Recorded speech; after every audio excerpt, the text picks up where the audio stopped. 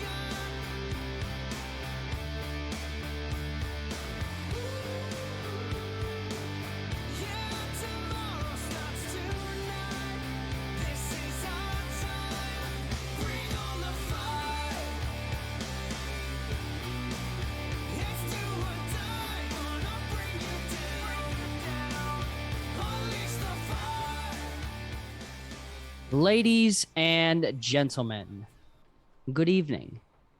Hello, Peter. We are here for all of you tonight for a very special, I was going to say web fluid episode, and I didn't really know how that would have not came out dirty. So web slinging good time of an episode. There you go. I like it. Yeah, there you go. But yes, the Rank King, Austin Morit is here, Oracle Vo, and Noble Knight Greg. We are the Rank King's Court here for you, 6:30s on Tuesdays. On Tuesdays, that is correct. Good evening. On Tuesday. Good evening, gentlemen. How are we doing?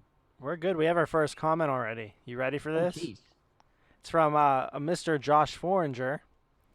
He says, "You're lucky that I had to miss last week's episode, Austin, because you would have got the berating of a lifetime." Any response to that? He can get in line, I guess.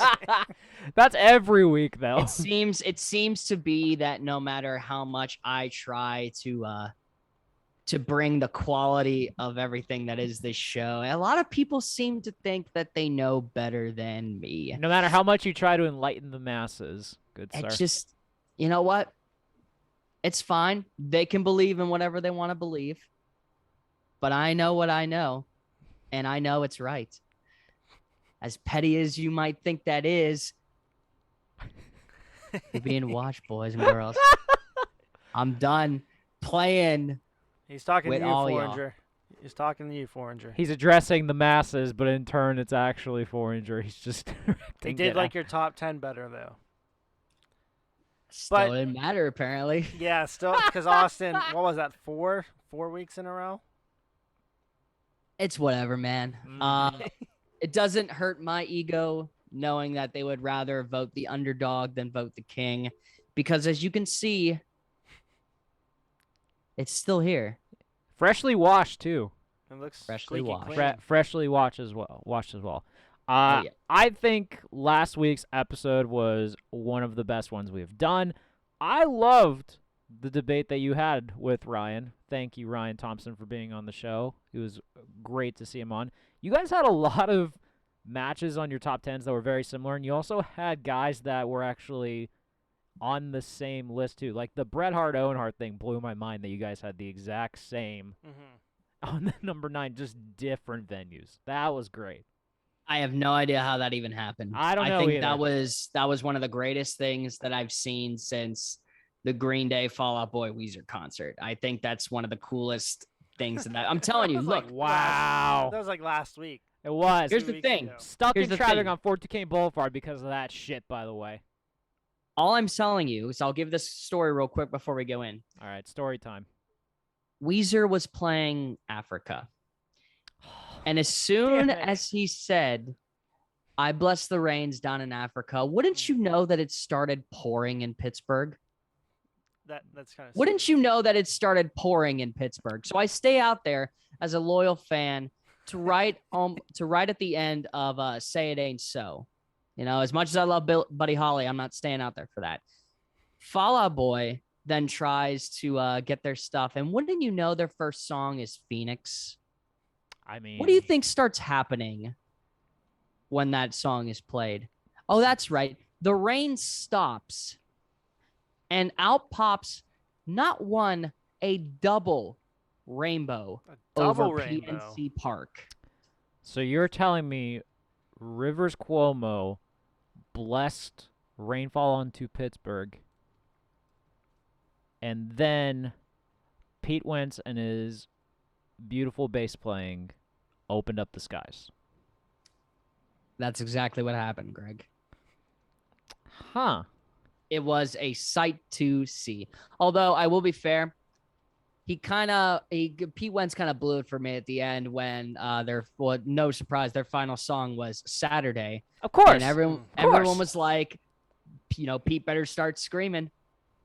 He couldn't do it. He couldn't do it anymore. He's getting And older. I was very disappointed, to say the least, because that's all I wanted. That's all I wanted to hear. He's getting But- older. It's been a long time for him, though. It has been. He's had some rough go of it. Some lost stadium shows, a lot of arena shows now. So I would understand if his voice can't get up to where it used to be. I get it.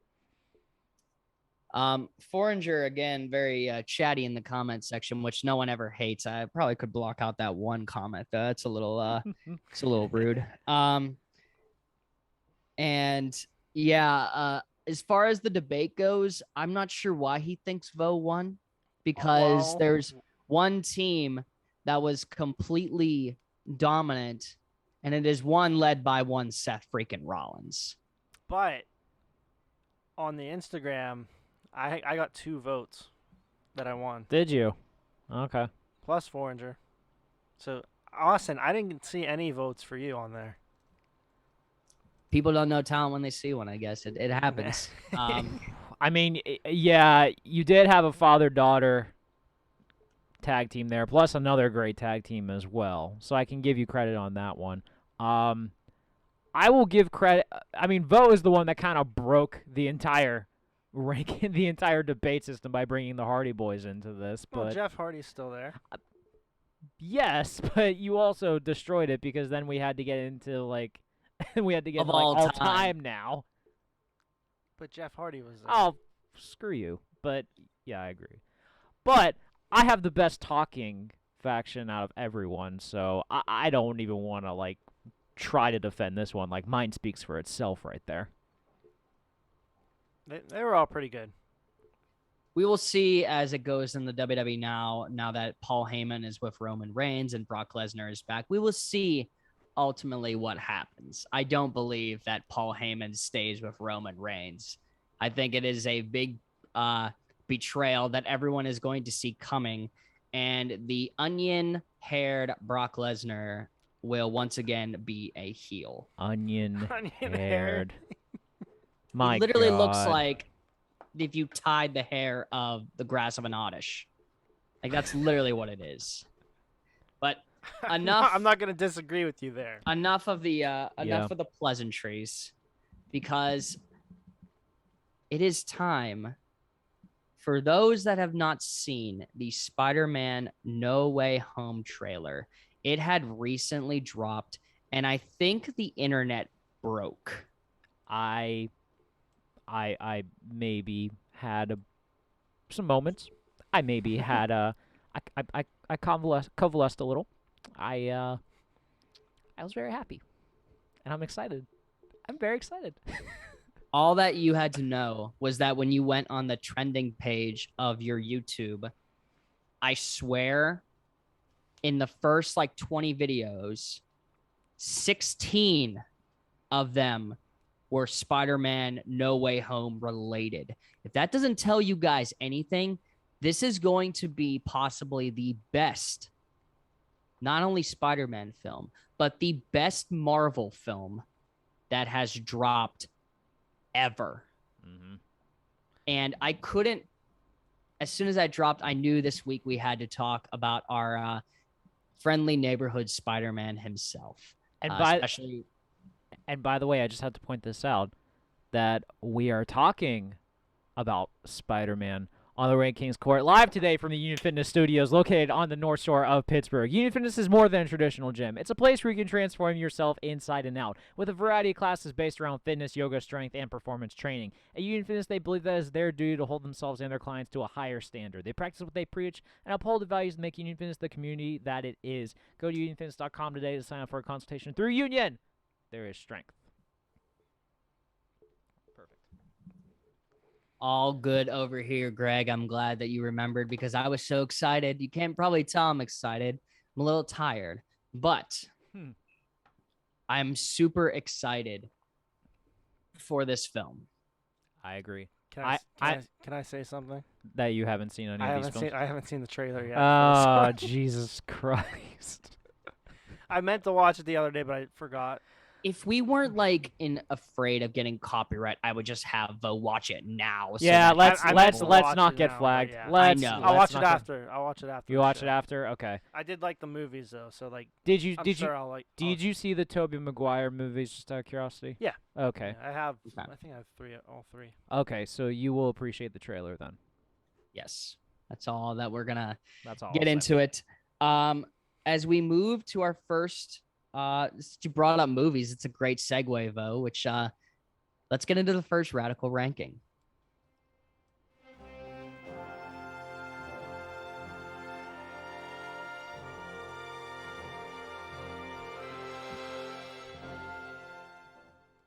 Movies. Move. That is what we are talking about right now. As we just discussed, the new one is going to be in December. So for the first radical ranking, I thought it would be nothing unless cruel to talk about the top 5 Spider-Man films. This one was a little, I actually wanted to do something related to this to the end, but I realized that there are not 10 Spider-Man movies. So it would have been a little bit of a hard ranking to do with the top 10. So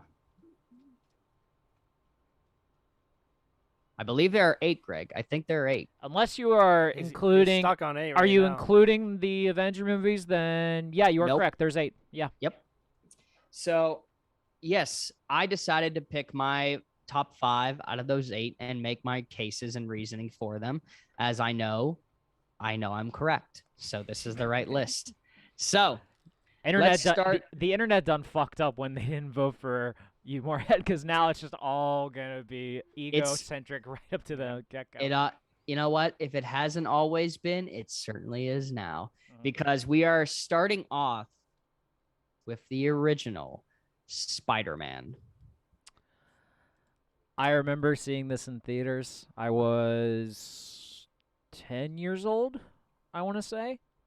And I loved every bit of it because it reminded me like everything cuz I grew up on the Spider-Man cartoon from Fox Kids. Mhm. So that was like my memory of this.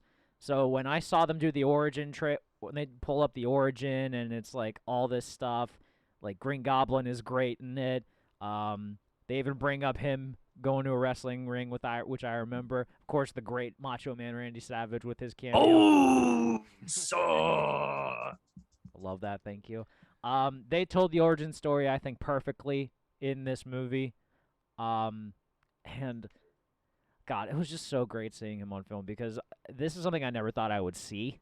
And they, of course, opened up just a pathway for how incredible everything I've seen from Spider-Man has been.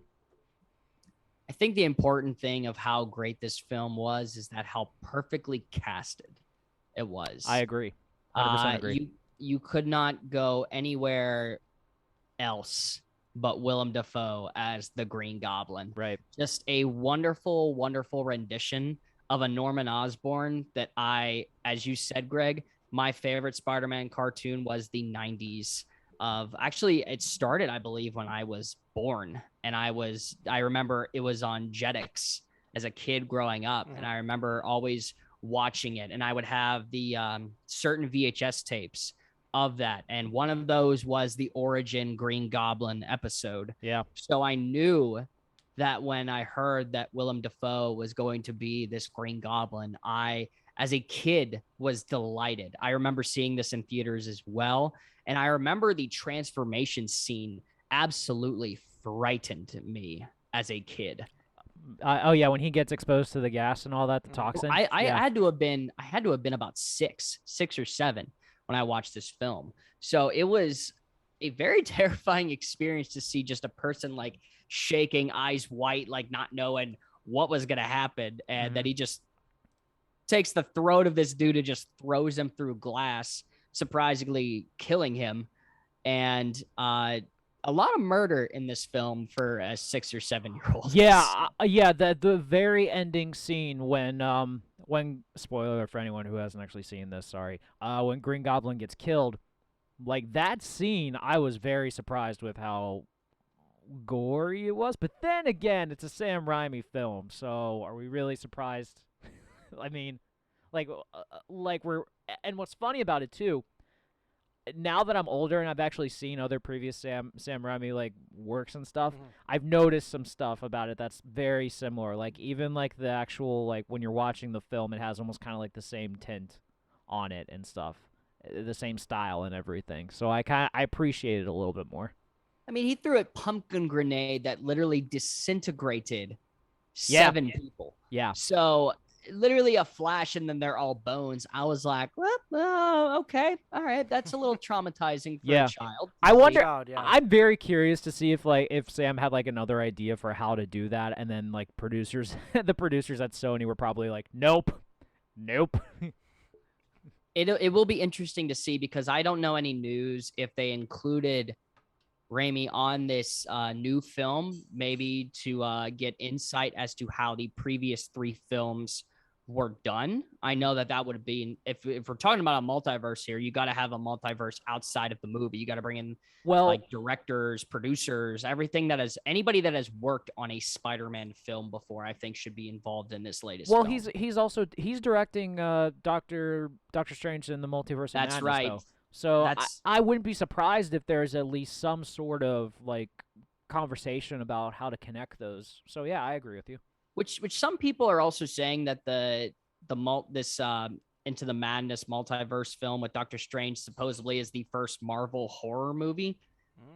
That's not quite correct. I don't know if you guys have ever seen Ghost Rider, but as weirdly, they're talking MCU version though. To be Like fair, Nicolas Okay. Cage Ghost Rider?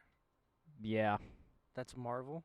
that's Marvel. Yeah, I had no idea. yeah, that's Marvel. It's not part of the MCU, but it's Mm. Marvel. I would also put in the there was an X-Men movie that came out recently. It was like it wasn't actually called X-Men, but it was like I know it in New Mutants. Yeah, New Mutants. Like that was supposed to be like a horror movie. I remember, but I don't think anyone saw it though. We forget that Morbius is dropping, so like that's another Marvel horror film. In my honest opinion, it's about a vampire, for Christ's sake. Jared Leto as Morbius is perfect. But Perfect. yeah, we are getting way too deep right now. So we will move on to number 4, which may be a sense of controversy. Spider-Man Far From Home. Austin, I wouldn't call it controversy. I mean, I think personally I'm okay with you putting both. I mean, you have to put both Tom Holland movies in here in the top 5, obviously. I think 4 is fair. I think Jake Gyllenhaal as Mysterio, he was excellent. There's definitely some stuff in it that I wasn't necessarily too crazy about. I think I would also argue though that it taking place right after Endgame, it's kind of like we're in this weird post haze about what to expect, and we're trying to we're using this movie as like the branching off point to see where the MCU is going to go from there, and we don't necessarily get that just yet. So it might have not lived up to expectations there, but it's all around it's a solid movie though. Yeah, I wouldn't hate on it a lot. I just don't think that it was you said it yourself, it was a weird time because I did not know, honestly, if this film was going to be taking place prior to Endgame or after Endgame until I saw the trailer. Yeah. That was the whole thing, is that the original teaser did not make it clear whatsoever. And I said, well, what's going to happen? I don't want to obviously like spoil someone that hasn't seen a Marvel film, so I'll keep it at that. But the character of Mysterio for me growing up was always someone that was a master illusionist. There you go. Thank you. There you go. Thank you. There you Words are hurting. It's okay. It's all right. The crown's a little too tight today. Big It words. is. It is. So I thought that it was a little like weirder to have it as like a high-tech illusion kind of aspect to it. I didn't hate on it whatsoever. I just thought that the Mysterio that I grew up with knowing kind of didn't meet my expectations in the new film, which no discredit to Jake Gyllenhaal. That dude put on a show, and I loved what it tried to be, because honestly, when I watched the trailer, I said, okay, this is weird. This is an intro to the multiverse thing, because this Mysterio claims to be good. So I saw through that shit right away. I said, there's no absolute way. Well, it's also hilarious too, because for the film, like he introduced himself as someone from another dimension, or sorry, not dimension, from another universe, and it was a lie, and we all thought, oh my god, that's the introduction to the multiverse. Turns out it's not. It's something else completely that we see in the Disney Plus shows, but we won't get in the weeds on that one. It's weird, right? That like this last Spider-Man film we thought was the intro to the multiverse, and this Spider-Man film coming up is the true intro to the multiverse. So I'm very, very excited to see what is done, but not as excited as I was for number 3, because this film for me changed the direction of how I knew that Spider-Man was going to go, because number 3 is in fact Spider-Man Homecoming. I loved this movie when I saw it in theaters. Yeah, I loved this movie. I thought finally seeing Tom Holland in like the leading performance for this, I thought he was great as a high school Peter Parker. He's exactly what I picture as like the younger one growing up and stuff, not like a 30-year-old actor pretending to be a high school kid. Even though Tom Holland's like is like mid late 20s now, so I understand that, but that's a small enough in stature. Right. He looks the part. He looks the part. Yeah. Right. I thought Michael Keaton as Vulture was excellent. I thought it was really cool that we didn't get a lot of Tony Stark, but I think that was perfect, because I think it was just the right amount for us to like realize that we've seen this character for so long in other stuff that now it's kind of like we're seeing him take a backseat approach and watching his protege rise up to it. I thought it was a great contrast right there. If I would have had more Iron Man in this film, I probably would have hated it, to be fair. I think that knowing that Iron Man was this great superhero and keeping him on the outs of this movie was the perfect way to go, because this film is not Iron Man and Spider-Man. This film is Spider-Man, and it was directly well placed. I will say the one thing, and this is a little bit of a homer pick, because I was very upset at how they portrayed the Shocker character in this film. It was almost like, here's the tech, whoever wears it is Shocker, rather than developing a true Shocker persona. Austin, I get what you're saying, because as a fan of the cartoon, yes, Shocker was a big part of the cartoon, but in the grand scheme of things, he's not even a top 10 villain in right. It's Spider-Man just multiverse. So I get it. I think it's more of a I think it was more of like a nice little Easter egg for like true fans of it or something like that. It wasn't necessarily something along the lines of like as a big villain origin or something like that. Well, the true Easter egg came obviously when we saw the cargo ship scene, and we are introduced to one Matt Gargan.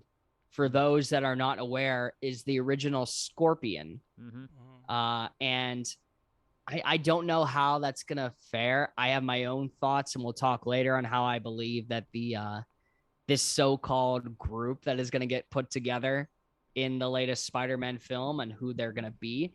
But that's the true Easter egg, is Matt Gargan, and I would love to see him in an actual Scorpion suit. I didn't recognize the actual actor though. I don't know if he's big enough to play it, but then again, like, who am I to judge on that? Right. Though, any comments? I don't know if you have seen this one yet, or I know you said you binge watched a bunch of Marvel films. I watched them all. I watched them all. Yeah. Didn't know that. Okay.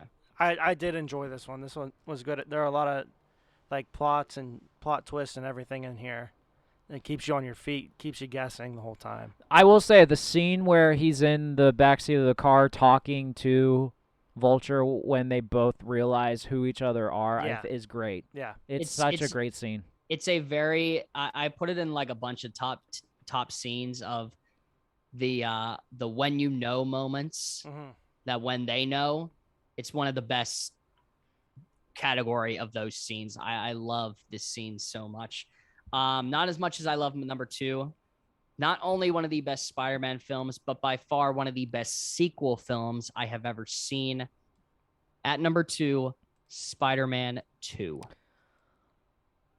This is the outlier to every single time when someone says the sequel is not as good as the original.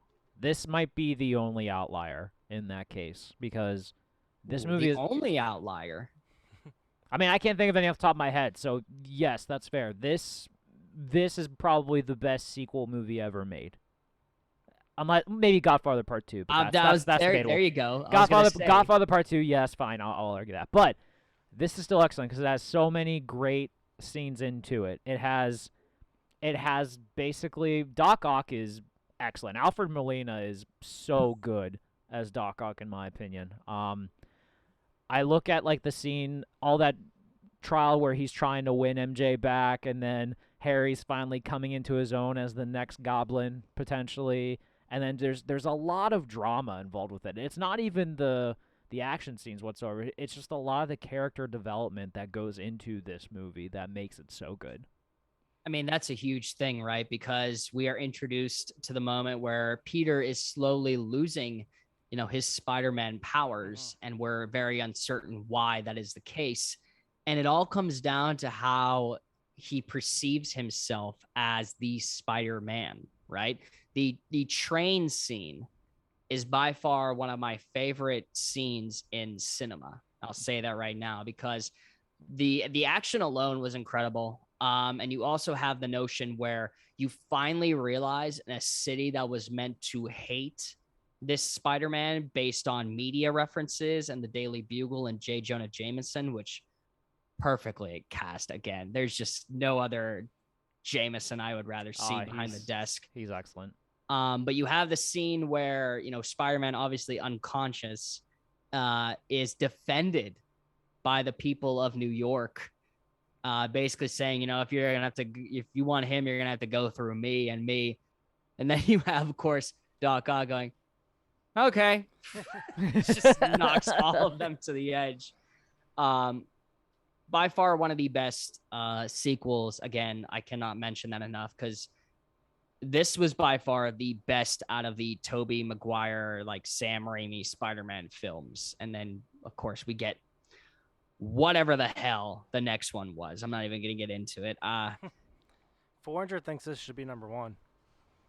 Well, he obviously has a problem then with the greatest Spider-Man film in history, Spider-Man Into the Spider-Verse. There's no way in hell, Foreigner, that this shouldn't be number 1. It not only drives an aspect of there being more than one Spider-Man, but it brings a new sense to the Spider-Man character that we have not seen in films. You can talk about how the original different Spider-Man portrayed, but that was the Peter Parker character, not the Miles Morales Spider-Man character. And for me, seeing this, you can call it animation, whatever, it's by far the best of these Spider-Man films. You have a sense where the villain is maybe almost right in his ways of scenario again, because we always talk about that, how villains have a certain role. We do this the whole time with Black Panther, with how, Killmonger, essentially, there's nothing wrong of what he did. And I agree with a lot of why that he was trying to take back what was his. Mm-hmm. And this is that same, aspect. Kingpin just wants to have that ability to have his family again. And he's made out to be this villain. when in fact he's just a very misunderstood character. Also Uh, voiced incredibly by Liev Schreiber, just saying. Oh yeah, Mhm. oh yeah. So this is one I haven't seen. I've saw all the other ones except this one. This one is on Netflix. Is it not- I okay. encourage you to go watch it. It's also like it's always on FX too. Like it's one of those like I feel movies. like I saw it on there, and I think I watched like bits and pieces, but I never finished the whole. Yeah, I will never forget seeing Venom in studio and staying for a post-credit scene, and one of the post-credit scene was from this movie. Yep. And it made me so excited for the movie Yep. because the way the animation is set up, this is what's so crazy about this is that this animation is brand new. They made it specifically for this film, and I believe Sony got everything copyrighted after the fact too because this was a brand new take on it. The backstory for finally giving Miles Morales the spotlight that he deserves was very well done. The cast is incredible for the amount of people that are in this. Like Liev Schreiber, Jake Johnson, like Chris Pine plays the original Peter Parker in like in the very first scene, which is awesome by itself. And then Mahershala Ali plays Miles' uncle, who's also Prowler, which is fantastic as well. And there's just so many Easter eggs too. Just as a big Spider-Man fan that you see coming off from this, it's so well done. And Spider-Gwen might be my favorite character in the whole movie, and thankfully I've heard that she's getting a spinoff as well deserved because I thought her character was excellent. Yeah, this movie has everything. If you are any much of a comic book fan as Greg and I, you will know that this movie is done in the aspect like a comic book. It takes time to like cut out and almost make a comic strip of the whole movie that's being done. A lot of other things I enjoyed. Having a female Doc Ock in this was That was a cool awesome. swerve. Awesome. Also, just gonna point this out because I have told Deke and Josh this many times. The shoes that Miles Morales wears, the Air Jordan 1, Nike made the actual version of these 3 years ago. The Air Jordan 1 origin story. They look like the original, but they have a light blue bottom on them.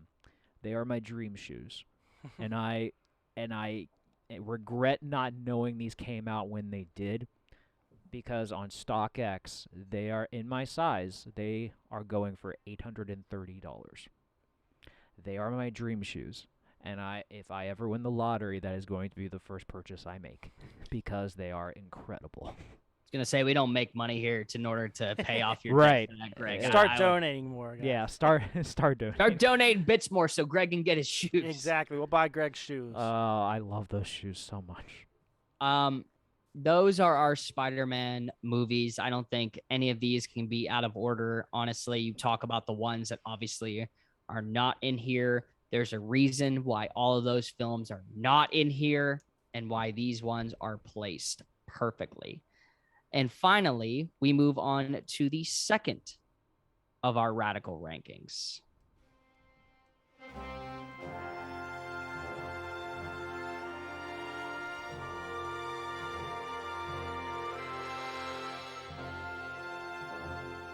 One thing must be made clear before we get into this, okay? These are all the Spider-Man games that I have personally played. Okay. Let that take into advice because there's going to be some in that are not in here that people may be like, oh, this guy doesn't know what he's talking about. Yeah, that's right about him in the Daily Bugle. Parker! No, it just doesn't. I understood the J. Jonah Jameson one on the back end, but holds the front end just like anything. It's anything. All right. Let's This start is off with ranking impression. Yeah. Hey, with, 400 some bits. Foreigner, thank you for assisting me in my quest for my Air Jordan 1s. Thank you. let that be known to the rest of you. He's like, Follow "Get some shoes, Foreigners Greg." League. I'm only 826 away. We'll Let's get there, now we'll get go there. to the Spider-Man games. Number 5, Spider-Man Shattered Dimensions. So I'm not a gamer, just full disclosure on this one. But I am aware of this game. I think I love the concept because I remember this came out when I was in high school, and I've actually seen people play it. I thought the whole concept was badass, the way that they were doing this, but by all means, go into more detail. Oh, the aspect of this is very simple. Mysterio, who is the main villain of this one, steals a tablet that somehow gains way into other Spider-Man universes, right? The concept of the multiverse. And you play, Recurring theme. it's amazing, right? You play as different Spider-Men that are going to try to retrieve these pieces of the tablet. You have your original Peter Parker Spider-Man. You have the 2099 Spider-Man that is put into place. You have the Noir Spider-Man that is being put into place. And all of them, you face different villains that are made, modernized, and perfected in this game. You face the likes of the Hobgoblin in the 2099 Spider-Man, which is just amazing. Yeah. Incredible. Miguel O'Hara. Yeah. The Noir Spider-Man faces off against a which is always interesting to see, a muscle-bound version of the Green Goblin, because there are two various ways of how Goblin is always used. You know, you have the classic glider flying Goblin, and then you have your giant muscle-bound that is able to project flaming pumpkin bombs from his hands, which also technically was what they used in Into the Spider-Verse too. Yes. It's very interesting because a lot of the times when you're talking about more of a comic sense, this muscle-bound Goblin is the more one that is used. And obviously you have the big bad in Mysterio. The scenes of the great thing about this game is always the boss fights. The boss fights are fantastic, and 100% my favorite level is the Noir Spider-Man, because you do play in a gritty black and white kind of scenario where you're fighting villains like a more of a mobster, like detective style of like Hammerhead and the Green Goblin being like a mob boss, which I love so much. It is not number 4, however, as this number 4 is straight out of the comics, and how I love it dearly. Ultimate Spider-Man. This game looks familiar, but I'm not. If you're wondering, Greg, this was, I believe, the first Spider-Man game allowed on GameCube, which is what I had it on. So this is an older one, but not only were you playing as Spider-Man in this game, you played as Venom. And Ooh. It is amazing because, very much as people are familiar with the Peter Parker Spider-Man story, the Venom story comes very much into play in this game. So much where you are facing the likes of Electro, who this was the Electro that donned the blue lightning form. Oh, that's cool. Which I assume was what gave Jamie Foxx's Spider-Man in The Amazing Spider-Man 2 inspiration to drive from. Yeah, so Ultimate Spider-Man was like a comic series that picked up like by Marvel and stuff. So it kind of like it wasn't necessarily like a sequel or anything like that to The Amazing Spider-Man, but it's like a reboot. It's like a different way of telling a story, kind of. Yeah. Different way to look at it, basically. Right, exactly. It was a very like comic-centric game. Like it would have once ago or later then, and it would be all in the shape of like a comic strip. Mm-hmm. And it was amazing to play as, so much so that we got one of the craziest things I'd experienced, because young me did not know this was, a comic. So I did not pick it up at the time, but we see a very interesting aspect to one villain known as Carnage in this game, where Peter Parker is injected with the Venom symbiote as they were testing it, and Spider-Man, Peter Parker, turns in to Carnage. Not your aspect of Cletus Cassidy that was always used. And in one level, you fight Carnage as Venom, and it is amazing because as Venom, you can go into the streets and just feed on people, which I was like, okay, like to me, I think like this is like almost like Grand Theft Auto, where you're just murdering people to refill your health. But you also, like I said, The muscle-bound goblin is featured in this one. You have villains like Rhino, the Beetle, Electro, just so many great characters. And this game honestly does not get enough credit. We'll move on to number 3. One of the earliest games I owned as a child comes to us from the PlayStation 1. Spider-Man 2, Enter Electro. Was that your first console? PS1? Well, technically, I had the PlayStation 2. So this was an interesting concept for me because growing up very young, I didn't know aspects of consoles and games or anything like that. So a lot of PlayStation games that I owned, I had to beat in that one setting, or else my data would not have been saved because I never had a PlayStation 1 memory card. So this was a challenge for me alone to, as a young kid, trying to beat all these levels that, I mean, this, for a child, these games are long. Like, they are very long. And this is no different, as Enter Electro takes place after the first game, where now Electro is the big bad, and he is trying to use this prototype device to harness complete energy.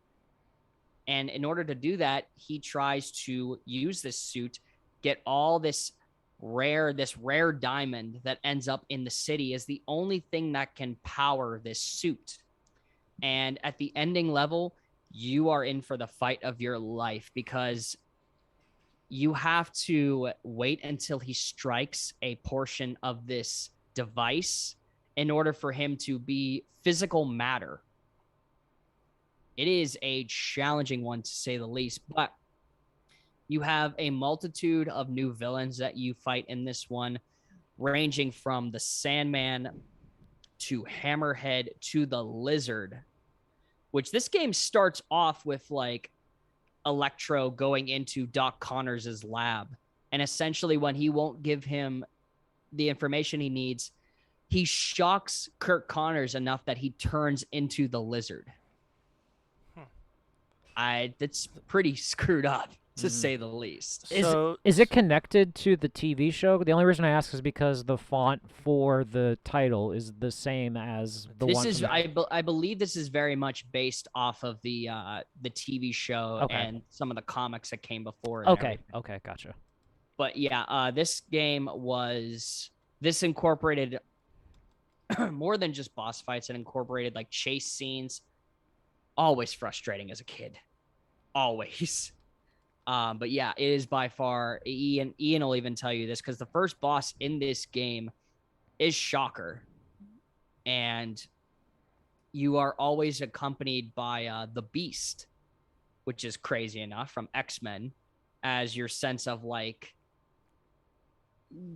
sort of tutorial based on your moves and everything. So having cool. a Brainiac like the Beast to help you is always awesome.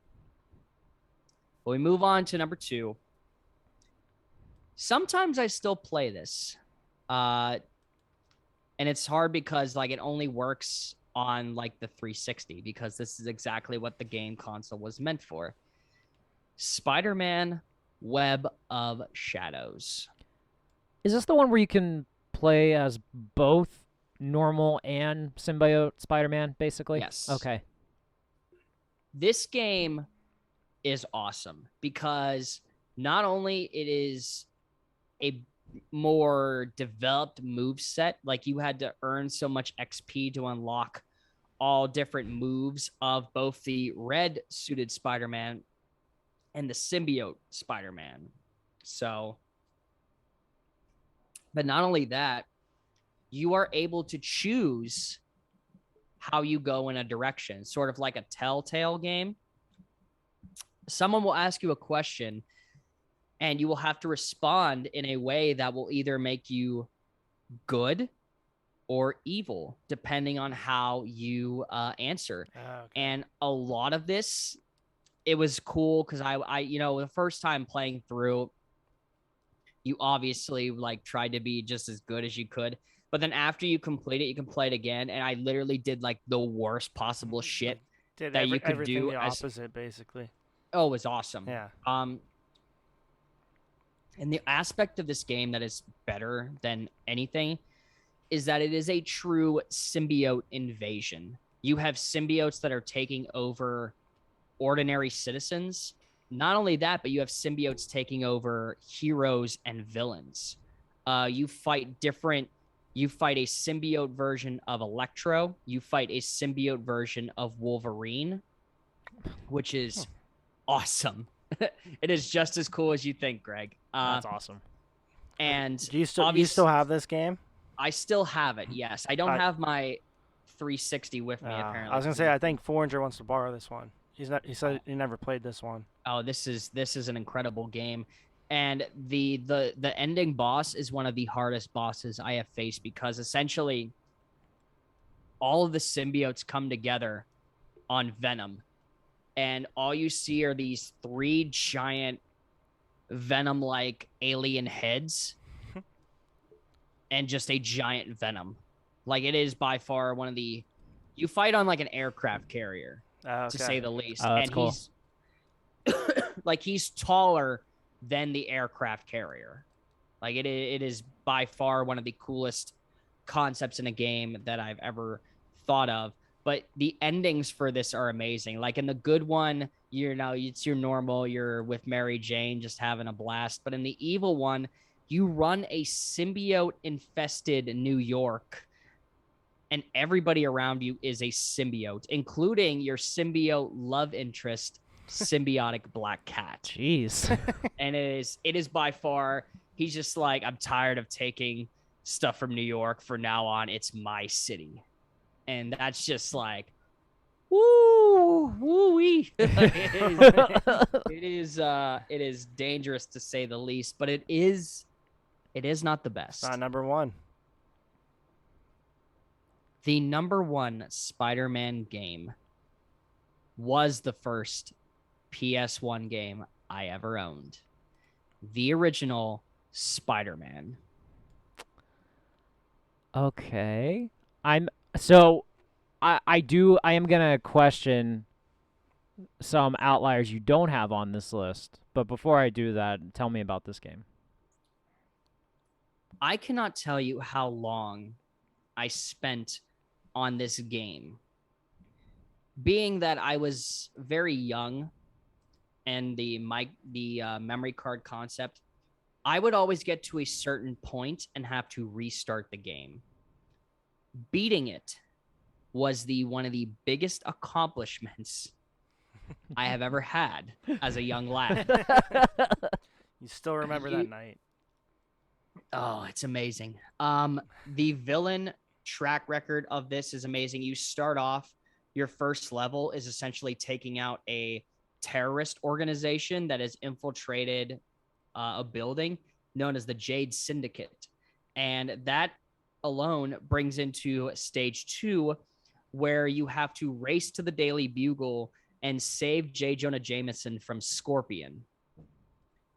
Then you fight Scorpion, and then you realize, before I even go any further, I didn't give you the premise of this. The game starts off as Doc Ock, a reformed Doc Ock, is using his science to now better the world. And he brings out this technology that is supposedly stolen by Spider-Man, even though Peter Parker is right there in the crowd. So now you alone have to figure out who this Spider-Man is and why he has stolen this technology, which leads all of New York to be clouded in this gas. So if you fall from the buildings, you die. Wow. Like, it is very, very cool. So is this where that Spider-Man meme comes, where they're pointing at each other? He's like, No, that's still that's a TV show. There is a thing though where you come in contact with the Spider-Man, and they just repeat each other. It's like, hey, the imposter. and they just like look at each other and start like pointing and like doing all this stuff. The villains in this game are by far the best villain bosses. Again, like Scorpion being your first, you have Rhino, then you face. You also, the majority of the game alone is spent because the fourth boss is Venom, the character who is introduced into the game at the very beginning. And obviously, you know, if you knew the comics and you saw the cartoons, you're not surprised who the ending villains are. But I was very, very shocked because the villains, you know, spoiler 3, 2, 1, are Dr. Octopus and Carnage. Oh.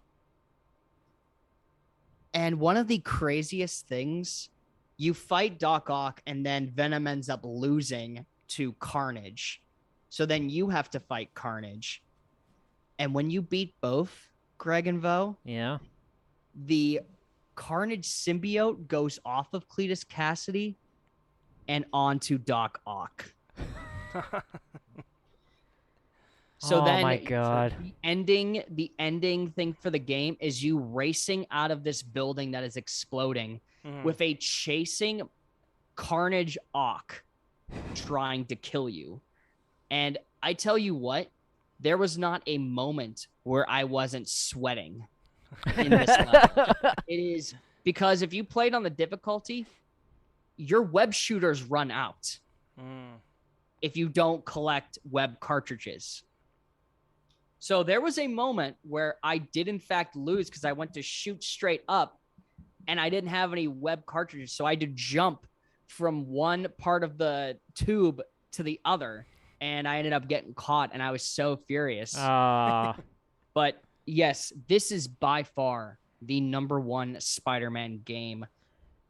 There is a reason I don't have a PlayStation, like an updated PlayStation. So I have not had the fortunes of playing the 2 Spider-Man games that have dropped. That's what I was going to ask. That's what I was going to ask. They probably would have been on here. So yeah, my brother has gone on record saying that both of those games are incredible. So that's why I'm very surprised that you have not procured them just yet. I got enough Xbox money. I don't need no PlayStation money. All right, I understand. That's all to say. But now, an interesting, great debate.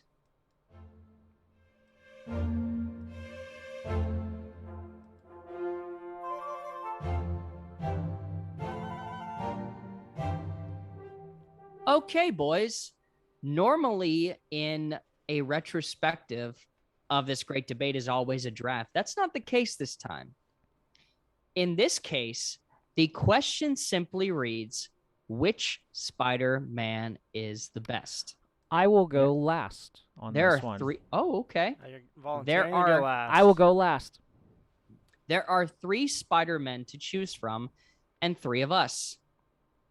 You will have approximately 1 minute to defend if either the Tobey Maguire is the best, the Andrew Garfield is the best, or the Tom Holland is the best.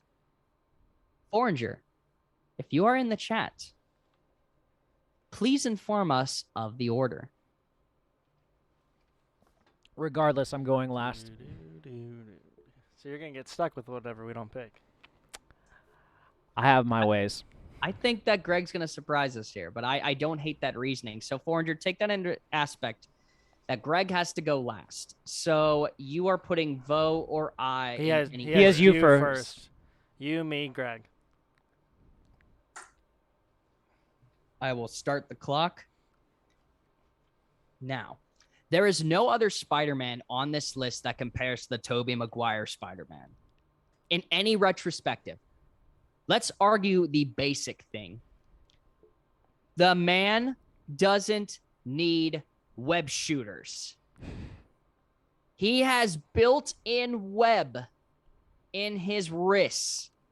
So, yes, the fact that he is the most powerful Spider-Man automatically because he doesn't have to rely on web cartridges. Not only that, he has the best, I would argue the best rogues gallery of villains that he faces. In Green Goblin, Doc Ock, you have Venom, Sandman, the New Goblin.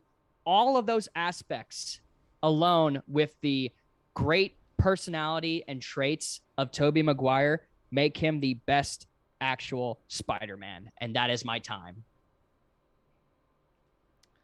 All right. That's fair. All right, Vo, you're up. Timer starting Starting now. now. Tom Holland is our best Spider-Man character. One, because he is your typical high school student. He fits the character well.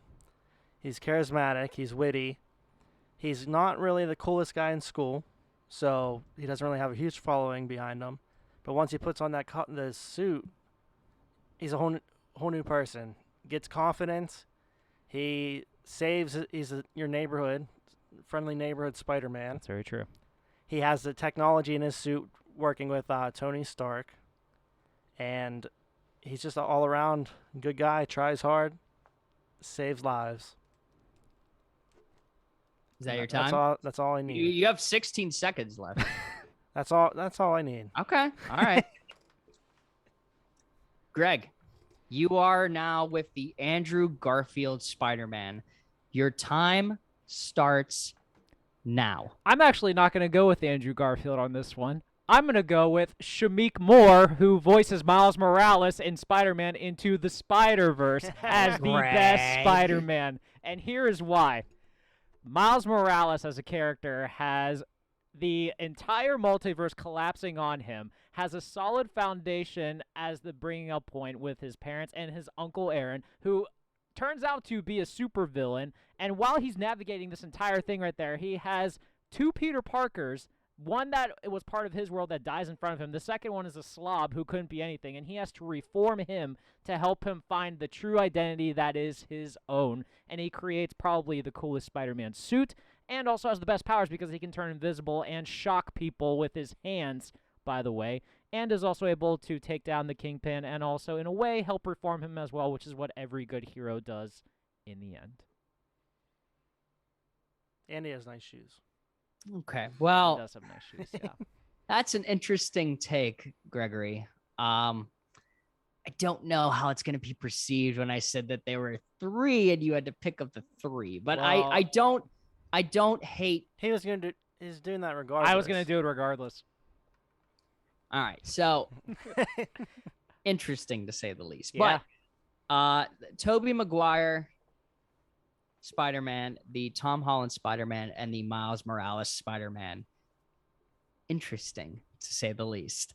Notice how I'm not even going to bother giving Andrew Garfield the time of day, so yeah. I honestly was hoping I wasn't last because I know nothing about him. Yeah. Spider-Man. Vo, what I want you to do is I just want you to put the Spider-Man on a thing. Mhm. No given things. I want the people to see exactly just who they picked and who they thought was right. So that'll be interesting as we take. So, like our picks with who we picked. Yes. Okay. So we'll see how that dives in, because now we are going to refill our web shooters, go get our masks, and when we return, we will give you the top 10 of the evening. We'll be right back. Hi, I'm Josh. I like pizza. Do you like pizza? When the moon heats your eyes like a big pizza pie. We've let it coagulate. Show Greg. King of coagulation there. Coagulation is key. Homemade Greek ranch. Do you like watching people eat pizza?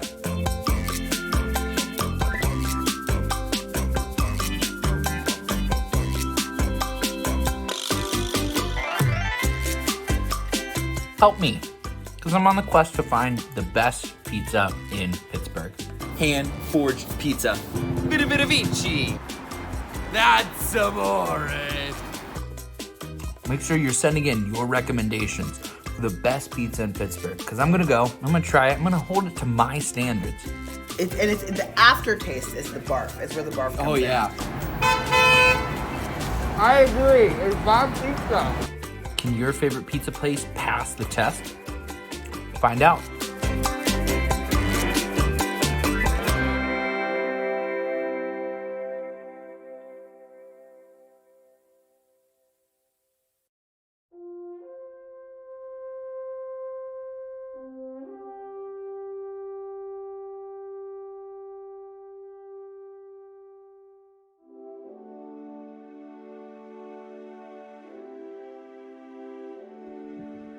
Alrighty, everyone.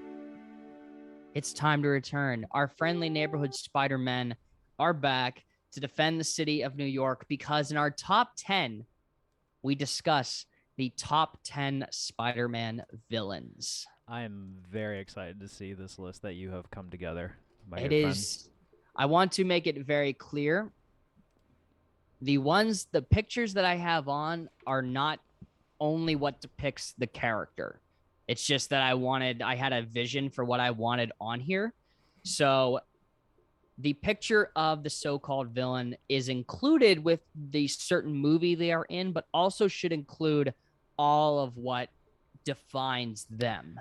Now, Wait, before we move on, Foreigner wants you to answer his question. Yeah, it shoots it right through the suit, Foreigner. If you've seen a goddamn Tobey Maguire Spider-Man film, God, man. okay, here's my I love you. question before you get started. You didn't do some bullshit where you actually put the Sinister Six as one line, did you? No, Okay, no. thank This you. is all one individual. Thank you. So, Thank you. I appreciate which that. I'm just so excited for this, whatever is going to happen for this latest film. Right. I have no complaints. Let's start off with the so-called main villain of Into the Spider-Verse, number 10, the Kingpin. Interesting. In the cartoon, I would say he was definitely a huge villain. I would argue he's more Daredevil than Spider-Man if I had to go with that route, but I can definitely see an argument for Kingpin as a top 10 villain. See, it's hard, right? Because aside from his physical strength, the Kingpin does not have a superpower. No, he does not. He is just a very wealthy, cunning, strong villain. Large. Yes. looks I mean, very large. he is a very powerful man. That's what I appreciate about Into the Spider-Verse. They really emphasize the largeness of Kingpin, which is hilarious. It's hilarious, but it's also intimidating. And I would argue almost against you, Greg. I know that the Kingpin is 100% a Spider-Man villain, but he is the main villain in Daredevil, which, yes, they both come from the same universe in the same New York, but it was very weird to see how Kingpin was made a Spider-Man villain to be the number one villain of Daredevil, which I know if you've seen the gruesome Ben Affleck Daredevil, if you've seen that, then God help us that you're still with us. Oh, that was trash. I was trying to figure out what way you were referring to gruesome as, but okay, that makes sense. It was just trash. Got it. But the 100% the Kingpin is a Spider-Man villain. Oh no, I'm not denying that. I'm just saying it's hard for me. It was hard for me at first to put him in top 10, but the more I think about it, it's kind of like I could see a reasoning for it. So I'm not denying it. I'm just thinking in the grand scheme of things, he's definitely he's Daredevil's number one villain, but I would say you could make a point that he is a Spider-Man top 10. Gotcha. Yeah, nothing else to really say about him. I mean, he has the money, he has the power, and that's why he's a notorious crime boss, which is no different than any other person in Spider-Man. It's just the fact that he is a powerless one, to say the least. So the very object of why we put Batman so high is the very reasoning why we put Kingpin so low, so to speak. We'll have number 9 come in, the main villain of Spider-Man Homecoming, number 9, Vulture. So I'm intrigued by this. So you are choosing the Vulture backstory from the movie, not so much from any of the other lore that we know of him? Well, here's the thing is that I I knew about the Vulture character a lot going into this film. Okay. And what's crazy is that they ignored a very, very big weakness in the Vulture character. That obviously, now granted, if they would have put this in the film, I would have been a little bit pissed. But Vulture is aging. He has a very bad aging problem. Right. Where he accelerates his age all the time. And he is essentially a fountain of youth where he steals the youth of people that walk by to make himself stronger. So, yes, while I am picturing the Vulture here, they missed a big one in his weakness. And again, that was done on purpose, because if that was put into this film, I think it would have ruined it. But there are different aspects of Vulture, because in this one, he was made to be so powerful. But in all aspects of the Vulture character, a big weakness is left out, which makes him very low on my list. Yeah, I think for the movie they had to veer away from the backstory, obviously, because that you get way too hokey when you're trying to like play that out. And I think the MCU version of Vulture's backstory makes sense in the grand scheme of things, so I don't hate it. I am curious to see the rest of your list, because I would say Vulture does deserve to be top 10. I'm just intrigued to see how the rest of it lies. Well, on that note, we'll go to our number 8, the main villain of the first Amazing Spider-Man, the Lizard. Ooh. Did you put him higher? Or not even on top 10? No. This is hard. In the comics and in like the cartoon, I can make a case that he deserves top 5. But I think because of the way that he was portrayed in the movie, there is a sour taste on that back end right there. I try not so much as to include the sour taste of what the Amazing Spider-Man brought me. But in my mind, the Lizard character and the Kirk Connors character are two very different individuals, right? That's fair. Because Kirk Connors wants nothing more than to just be a scientist and try to regrow his arm. Yep. In doing so, he mutates and completely gets brain fucked to the side, where now he is trying to make every person in New York a lizard. Yeah. And one can argue that the Lizard is only as great if he stays the Lizard. And that is a big, big problem for me, because as soon as Lizard turns back into Kirk Connors, Kurt has no memory of what he did. And sometimes people argue that, well, that's a great, great underlying ability that, you know, he doesn't have to live with that. But if he turns back into Kurt, there's no more Lizard. So the Lizard character has to stay 100% the Lizard in order to even crack the top 5. And that just can't happen if he turns back into Kurt every time. That's fair. I think the dynamic of Kirk Connor and Lizard, I think, deserves top 5 consideration, though, because one of the great things that I will always say, I think Spider-Man's Rogue Galleries are the best because of the great backstories for a lot of them. And I think the personal connection with Peter Parker there is for them. Like, the connection with Kirk Connor and Peter Parker is well established at this point, so I feel like it's kind of deserving of it being there. I will say this. It takes a lot to admit when a Rogues Gallery is great. This is by far the best Marvel Rogues Gallery. You have Batman's better. It is Batman's Rogues Gallery takes Marvel's Spider-Man's Rogues Gallery every day. That's fair. I have more of a personal preference towards Spider-Man's, but that's just because I'm more of a Spider-Man fan than I am a Batman fan. That's so fair. I get it. Little known fact, the 4th Sam Raimi Spider-Man film was set to be the Lizard I as the know. main villain. I know. With apparently the Hobgoblin and Carnage making their way into it. 100%, I think that's better off. Well, what happened. yeah, we'll touch on this now just because I brought this up. Spider-Man 3 should have been incredible because the story they did for Venom is exactly how I remember the story of Venom being, but they fucked it up in so many ways just because the animation for Venom was garbage. I think having 3 villains was too much altogether. I think that's the one problem is like when you have too many villains in a movie, like it gets bloated and overdone.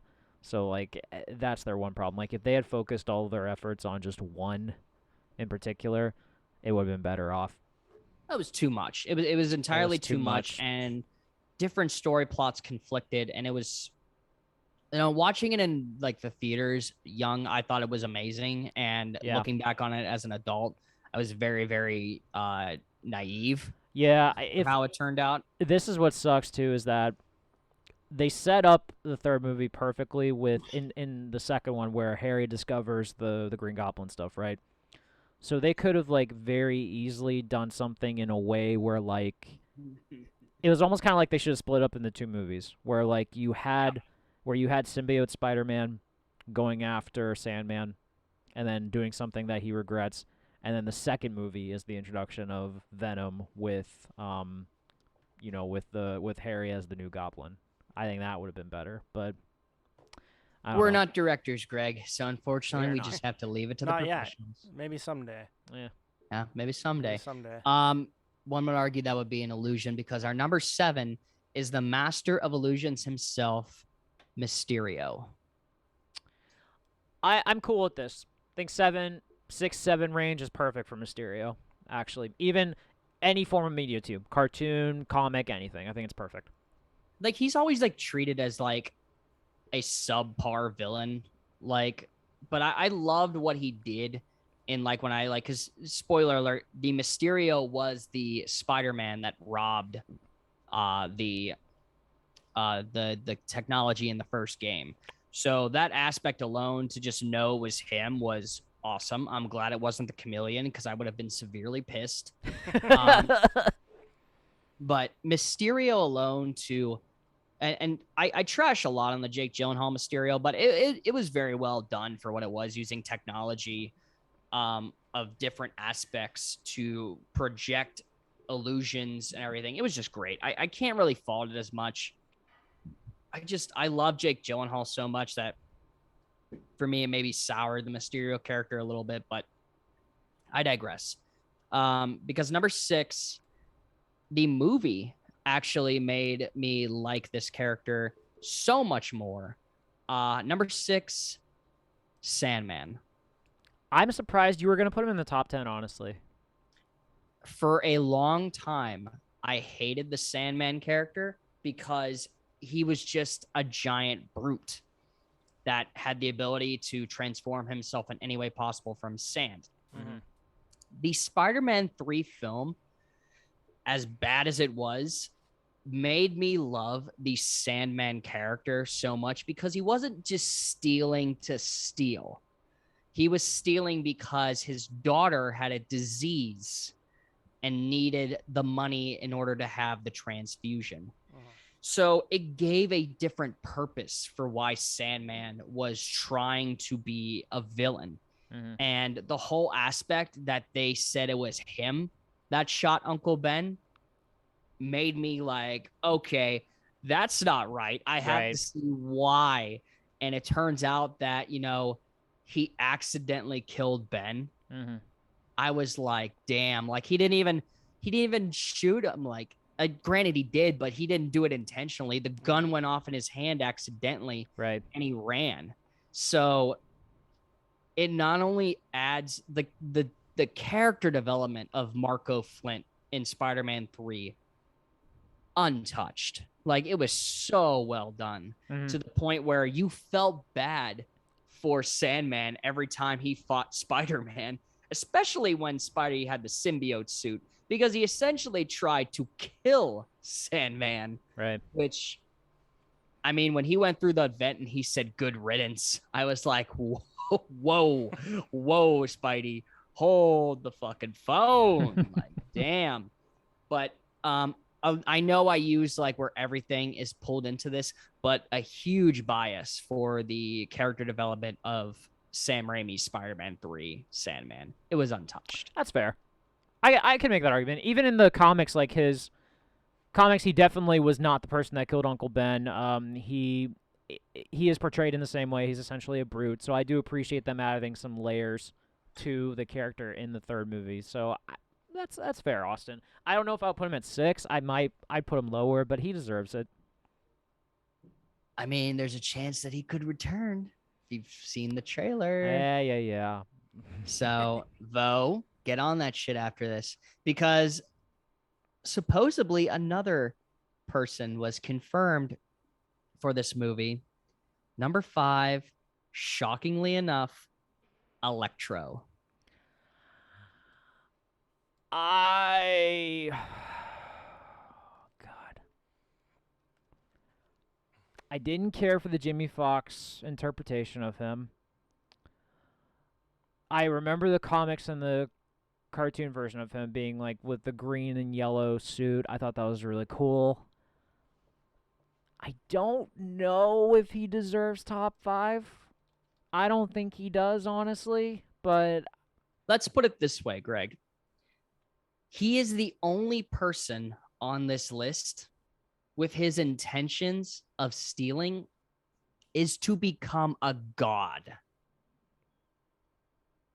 His main goal. Wait. Are you referring to like the actual like character? Or are you referring to the movie version? No, not the movie version. Okay. The movie version, he was interpreted to just be noticed. Okay. But in the actual version, all Electro wants to do is to become purified energy. Okay. And the fact that everyone else is stealing stuff to have physical possessions and Electro wants to become a god is by far one of the craziest implications of a villain yet. And maybe, again, I'm a little biased because the second video game portrayed him actually achieving that, and seeing it was amazing. Like it was amazing to see just a person driven to the edge of madness where all they want to do is become a god. I mean, we all would like diamonds and necklaces and money, but he just wants power. That's fair. And sometimes that's scarier than physical possessions. All right. I still am not sure if I'd put him in top 5. I do agree he deserves top 10. He deserves top 10. Obviously, It's not your top. Not my top 5. Yeah, I respect it though, Austin.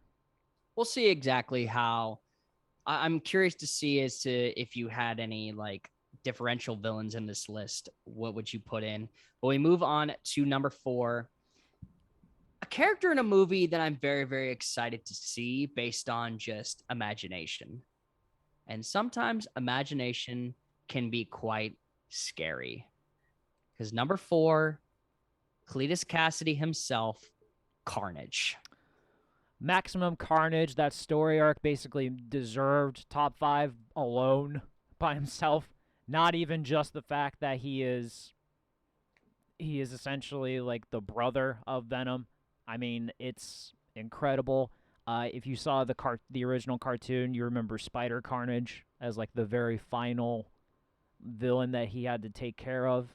But Carnage 100% deserves top 5 easily. I cannot wait to see what Andy Serkis does for this, because I think Woody Harrelson is a great choice for Cletus Cassidy. So I'm so doesn't have the excited. wig anymore, which is amazing. I know. I'm very excited. The wig was horrible in the. It was insufferable. Yeah, but no, I'm glad they did something a lot different with that, and he has just the right amount of crazy to pull it off, and I'm very excited to see how they do with this. There are certain villains that I enjoy going to see because there's no true purpose to what they do. It's just essentially to cause chaos. DC's was obviously for me the Joker. Marvel's for me is 100% Carnage, because the fact alone that he is already, Cletus Cassidy is already a serial killer that does nothing more than just kill, just loves killing. That's just who he is. And the bright idea which in the comics and everything, he is there's so many different aspects of it. In the cartoon, the Dormammu spirit like informs and gets the symbiote, but in the actual comics, a piece of the Venom symbiote drops off after Brock escapes jail, and Cletus, all he wanted was just that power. He just wanted to see what would happen. And not the brother, I would say, Greg, but the son of Venom is the Carnage symbiote, the Spawn. Because Oh, that's true. That's true. Yeah. the imagination of a serial killer combined with the ability to project anything. You even see like in this picture just what he can do alone. The very ending in the trailer when they have him essentially in a stained glass. I can't even remember what them, but they're in the church and he just like takes over like an entire stained glass circle design where it's almost like he's an angel is so creepy and so cool at the same time. And that makes me so excited for it. I mean, there's a very also comic book that I love where the Marvel and DC universes clash and the Joker and the Carnage symbiote combine into one of the most Terrifying, terrifying creations. And here's the thing. Carnage was too much for Joker to handle. Joker could not, for the life of him, wear the suit anymore because of how deranged Carnage was. And if that's not telling you anything, then you don't know anything about the Joker. Carnage rightfully placed at 4. We move on to number 3. One that I am so ecstatic to see, because number 3 is Doc Ock. Ooh, man. Oh, man. Would you put Now him we're low- getting would you into put it, him higher Greg. on the We're list? getting in. I'd put him at 2. 2? I can make an argument for him at 1 even if I wanted to. I really could. I love me some Doc Ock. The run that they had in the comics, I believe it was the Spectacular Spider-Man, Yes. where Doc Ock essentially takes over Peter's body and he becomes Spider-Man, is a great run that they did for it, and that alone makes him worthy of being top 2, at least in my opinion. I would say from an emotional perspective, I can see why I would put the other person I would have in that conversation as number 1, but I think Doc Ock is my number 2 easily. It's really hard, right? Because when I say the 2 and the 1, it's going to be really hard to argue against that. But Doc Ock, by far, one of the greatest Spider-Man villains in history. A lot of the times, the leader of what we are presumed is going to be the Sinister Six in this latest Spider-Man film. A lot of times, though, I think his intelligence gets the best of him. I think that he gets too smart for his own good, and I think it ends up costing him in the end a lot of times. But that shouldn't derive you of how just amazing this character is pulled off. I loved him in every single media that he has been in. There hasn't been a time that I've been like, that's terrible Doc Ock. Like, that's bad. Like, and yeah, number 3, I think, despite what you say, I think it's perfectly placed because our number 2. It's his ranking. It is his ranking. That's fair. But our number 2, the pain, the anguish, and the monstrosity known as Venom. God, I love Venom so much. I love Venom. I would put him at 3 for me because I think Doc Ock's I think Doc Ock, in terms of like the emotional impact on Spider-Man, I think he, especially from the latest run, and because of the personal bond that he had with Octavius as well, is a lot more stronger of a grip in a battle than with Venom. And also the thing with Venom that I find interesting is that Eddie Brock is definitely the main one But you could also make the argument with Venom that there's also the Mac Gargan version of Venom. There's the Flash Thompson version of Venom as well. So there's a number of different ways you can go with that one as well. But I love Venom. I mean, fuck, I have a Venom tattoo. Yeah. Like, come on. Like, I love Venom. I'm not trying to deny this in any way, but like, I understand this though. But I would put him at 3 for me. I feel like he's number 2 is a good spot because when you think of Spider-Man, you think Venom. Yes, he is. He's definitely one of the top villains. He is there. if every single villain, so like for instance, like if every famous superhero had like the opposite, Venom is the opposite. He's exactly. He is the perfect thing. You just look at him and He's you the can tell opposite. He's the evil Spider-Man. Right. That's why he's so popular. He's essentially the opposite of Spider-Man. But I think because of how popular he is, obviously that got him his own comic run with the San Francisco story and all that, and he has now been classified as an anti-hero, which I love as well.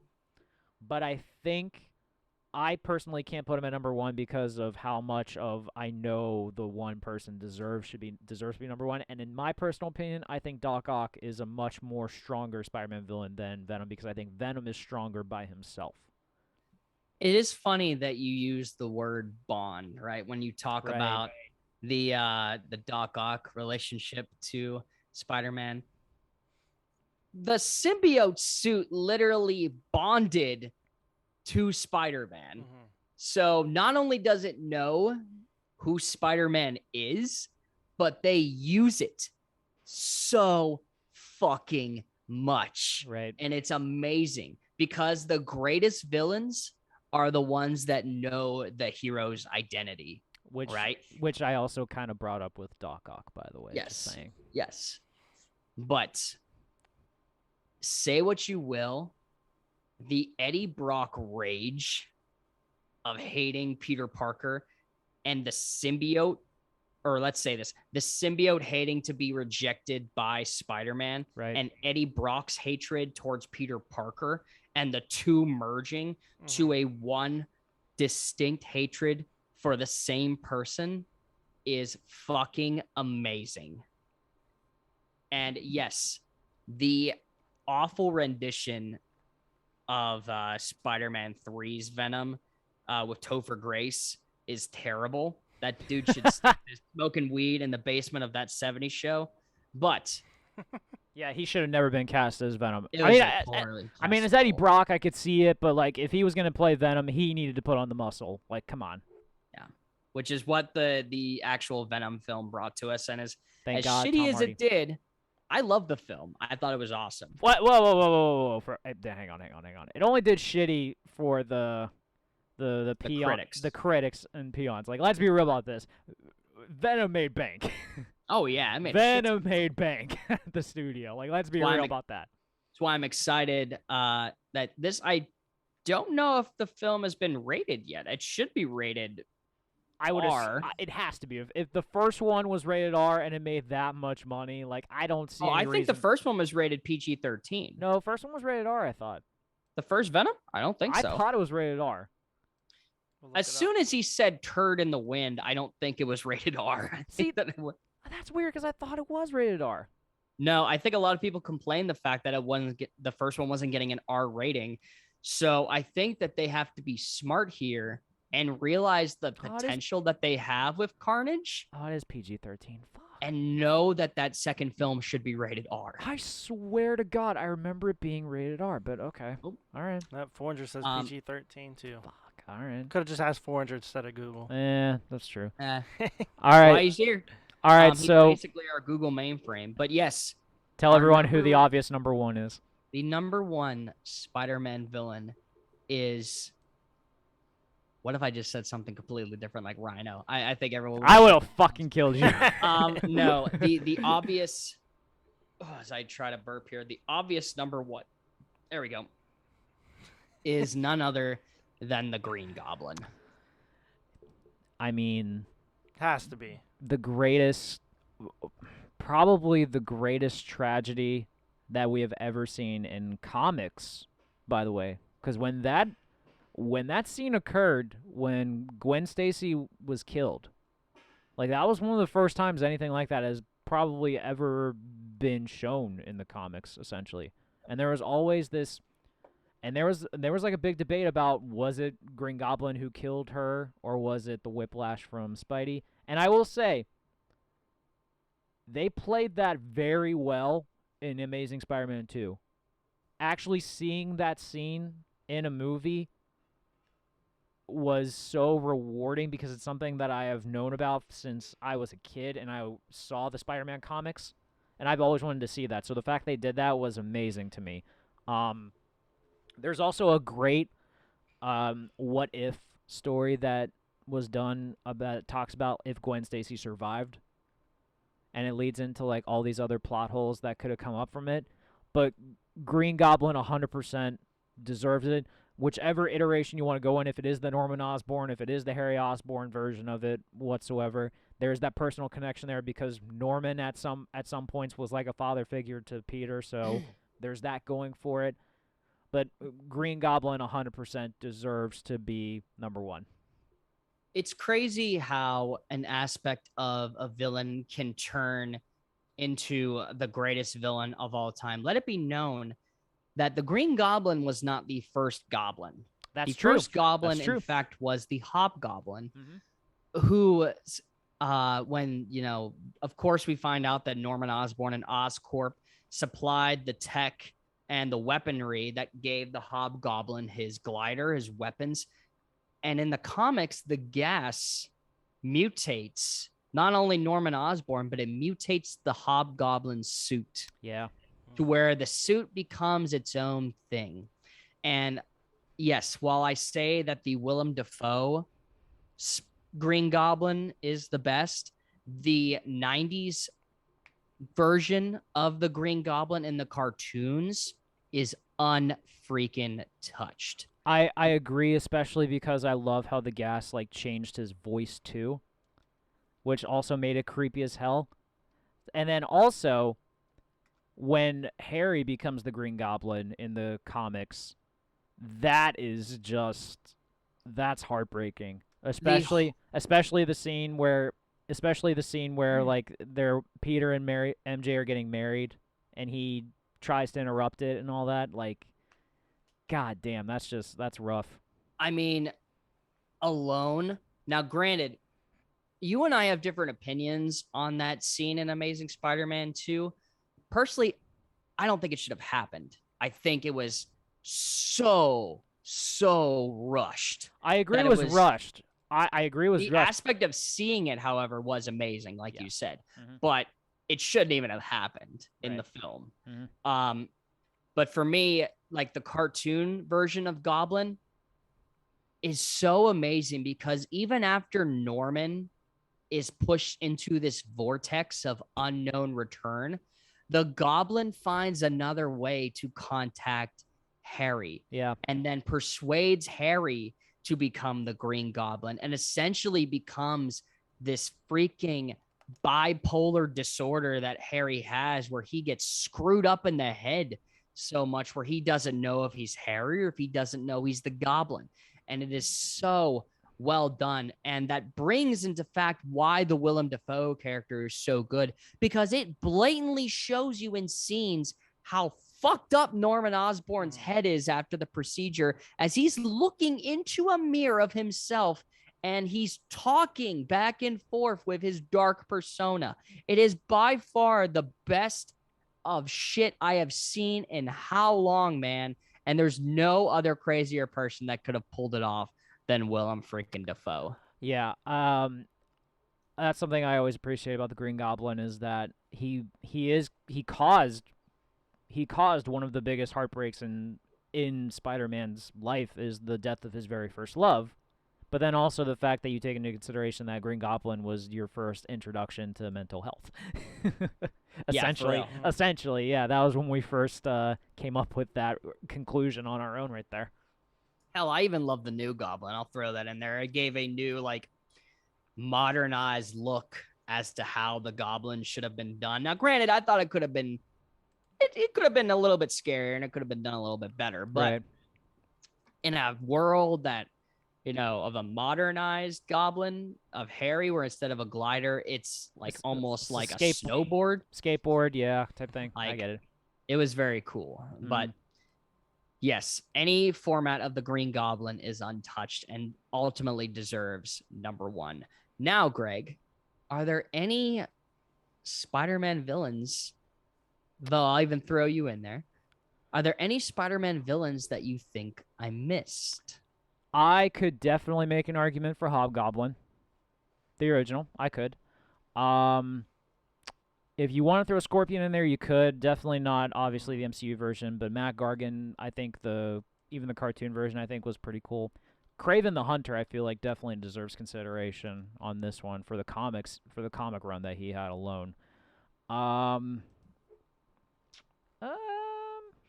Trying to think of some other ones. Rhino, maybe? Nah, it would have been like a lower end if I had to. He would have go been that number route. 10. Yeah. He would have been. I mean, I don't even think he cracks. I'm gonna be honest. I don't even think he cracks 15 for me. That's fair. Personally, just because I think he's just a big dumb guy in a rhino costume. Yeah. I think that's literally how he is. Would you consider Black Cat a villain or nah?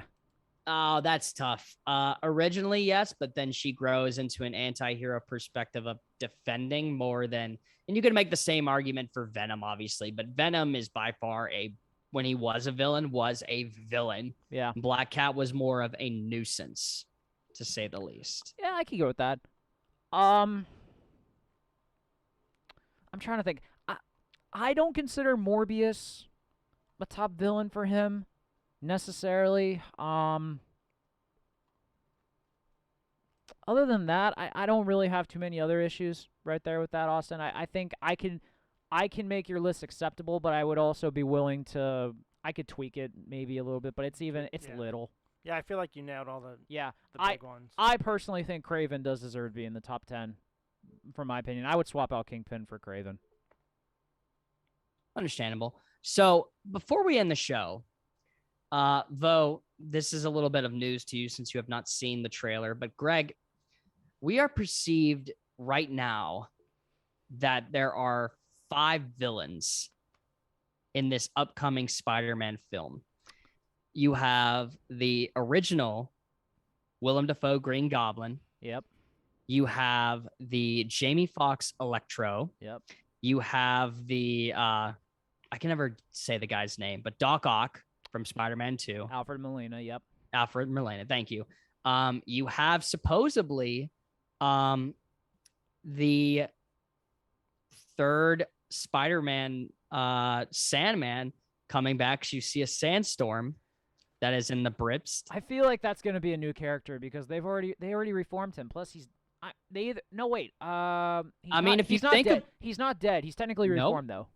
But if you remember correctly, in Spider-Man 2, Alfred Mulaney's Doc Ock dies. So this could be before that even happens. Well, no. He doesn't die. He goes through I believe he goes through essentially a wormhole, kind of like, not in the same way of like what Eddie did, because Eddie technically was obliterated by the bomb that killed Venom. But Alfred Molina's character, I believe, went through a wormhole to. You think? Yeah. I mean, it very well looks like that he drowned with the creation that he did.